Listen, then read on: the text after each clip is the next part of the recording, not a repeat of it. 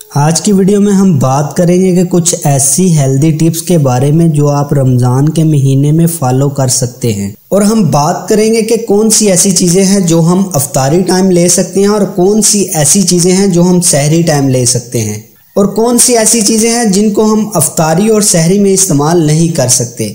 ऐ ईमान वालों, तुम पर रोज़े फ़र्ज किए गए जैसे इन लोगों पर फ़र्ज किए गए थे जो तुमसे पहले थे, ताकि तुम परहेजगार बन जाओ। इस आयत से रोजे की अहमियत और रोजे का मकसद वाज़ेह हो जाता है। रोजे का मतलब ही यही है कि रुक जाना।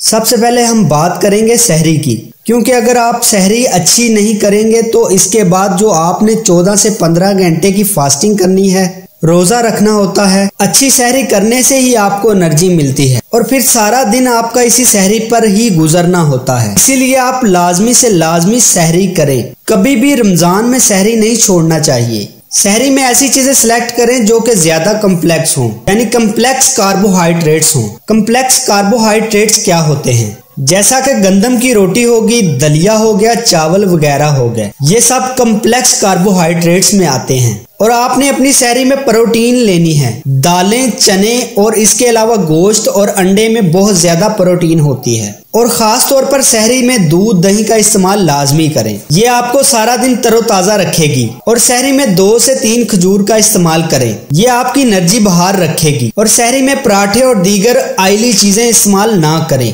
क्योंकि ये चॉइस अच्छी नहीं है। इससे आपके मैदे में जलन और तेजाबियत वगैरह का मसला हो सकता है और फिर आपको स्टमक के मसले भी शुरू हो सकते हैं। और सहरी में कोशिश करें कि चाय और कॉफी वगैरह का इस्तेमाल ना करें, क्योंकि इसकी वजह से आपको यूरिन ज्यादा आएगा। यूरिन आने से आपके जिस्म का पानी जल्द खारिज हो जाता है, फिर आपको डिहाइड्रेशन का मसला हो सकता है। सहरी में ऐसे खाने खाएं जिनसे एनर्जी फौरन नहीं निकलती, बल्कि आहिस्ता आहिस्ता रिलीज होती है, ताकि आपके जिस्म को सारा दिन ताकत मिलती रहे। सहरी में बन और ब्रेड वगैरह का इस्तेमाल ना करें। इस तरह की चीजें जल्द डाइजेस्ट हो जाती हैं, जो फिर आपकी एनर्जी का जो लेवल होता है इसको बहुत ही डाउन कर सकती है। और फ्रूट्स वगैरह का इस्तेमाल करें, और ऐसा फ्रूट इस्तेमाल करें जिसमें पानी की मिकदार ज्यादा हो। ऐसे फ्रूट्स आपको डिहाइड्रेशन से बचाते हैं, आपको हाइड्रेट रखते हैं और आपके जिस्म में जो पानी की कमी होगी इसको पूरा करेंगे। और आप अपनी सहरी का टाइम इस तरह मैनेज करें कि जब आप सहरी कर लेते हैं तो इसके बाद आपके पास तकरीबन 5 से 10 मिनट का वक्फा होना चाहिए, ताकि आप इस 10 मिनट में पानी पिए और फिर इसके बाद आपका रोजा बंद हो। अफ्तारी की बात करें तो अफ्तारी में ज्यादातर हम रोजा खोलते हुए शरबत का इस्तेमाल करते हैं और दूध सोडा या कोल्ड ड्रिंक्स और फ्रूट जूसेस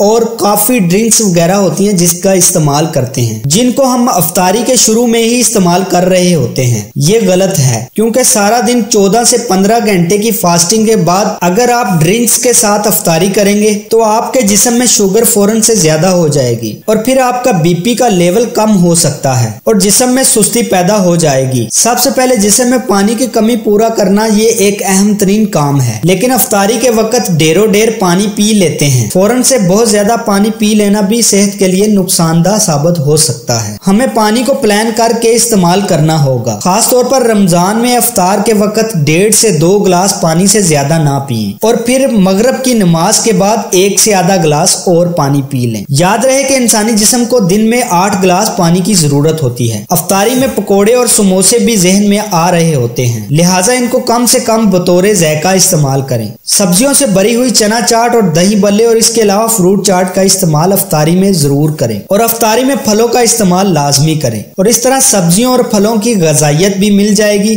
और फिर आपका जिस्म सारे दिन की भूख के बाद ताज़ा दम हो जाएगा। और एक बात का खास ख्याल रखना चाहिए, आपने अफ्तारी टाइम ज्यादा ईटिंग नहीं करनी, क्योंकि फिर अगली सहरी में आपसे कुछ नहीं खाया जाएगा। और अफ्तारी के वक्त नमक, मिर्च, मसालों वाली चीजों से परहेज करें। अगर आपको मेरी ये वीडियो पसंद आई हो तो मेरे चैनल को सब्सक्राइब और लाइक कर दें।